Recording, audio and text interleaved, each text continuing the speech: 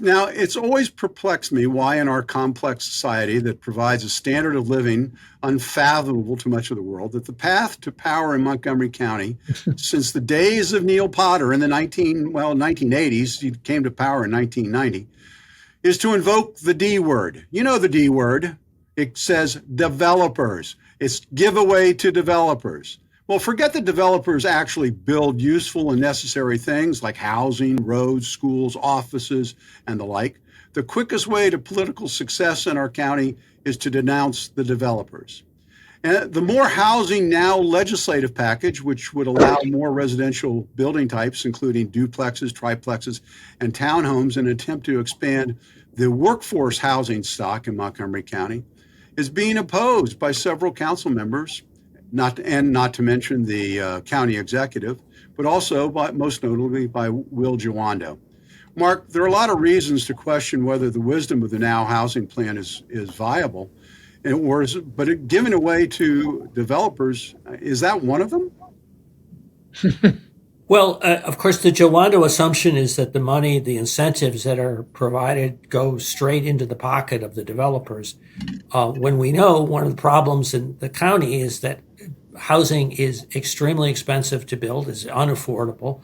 And part of what these incentives do is make projects that might otherwise not be economically viable attractive. So moving, for example, office space into housing, vacant office space into housing would make a lot of sense, but the numbers may not work out unless you provide the incentive. I think Councilman Jawando has it all wrong in assuming that it's just something that enhances the profitability of projects.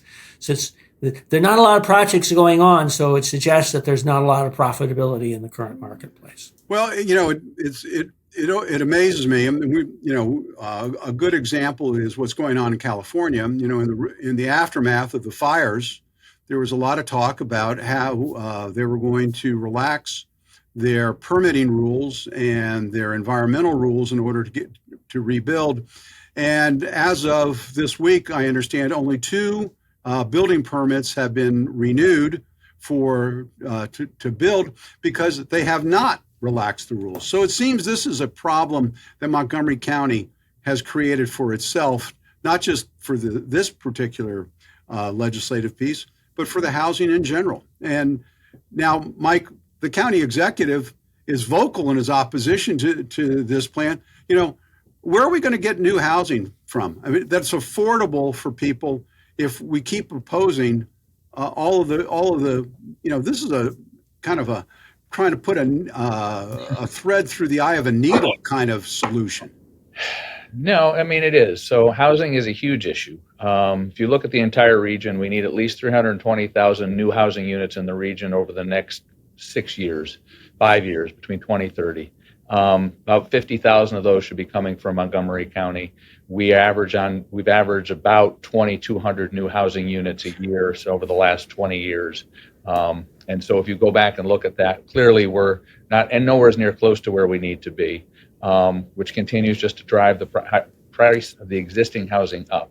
Everyone likes to talk about it, but no one actually wants to do anything. And we want to put controls on rent, which then limits the supply there. We've already seen that most developers of multi-dwelling housing are not building anything in Montgomery County. So that's taking housing out of stock, making that unavailable. And now we're going tit for tat over things that'll create a couple hundred more units maybe, just because it's an election year. And it's not a surprise that the county executive is opposed, because those are the folks who voted for him for the last 25 years too, are the folks who generally don't want to see any additional growth. To your point, he picks up very much on kind of the Neil Potter team.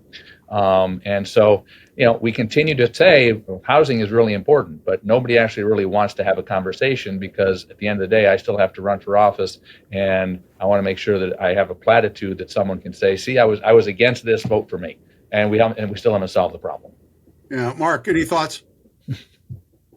Well, I think this is another one of the divides, red state, blue state model. And one of the challenge blue states like Maryland and Montgomery County have is that housing is unaffordable.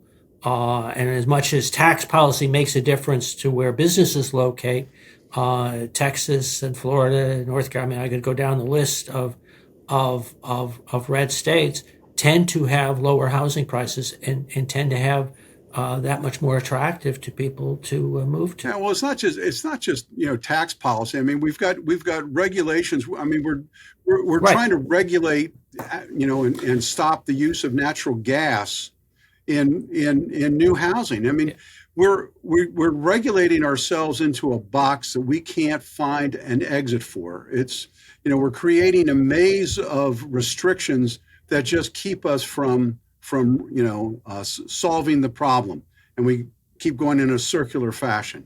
No, we do. I mean, there were 465,000 new jobs in Dallas over the last 5 years. Net new job growth in Montgomery County was 0. And rather than sit and go, okay, what are things that we can learn from there and be able to take those learnings? And again, there are certain policies in Dallas that we don't want to necessarily engage, but they still added 500,000 new jobs. So let's take a look at what people are doing there to be successful and see what we can learn from that and try to adapt it to our community and our culture. Great way to wrap up the segment, Mike. Thank you so much. Thank you, Mark.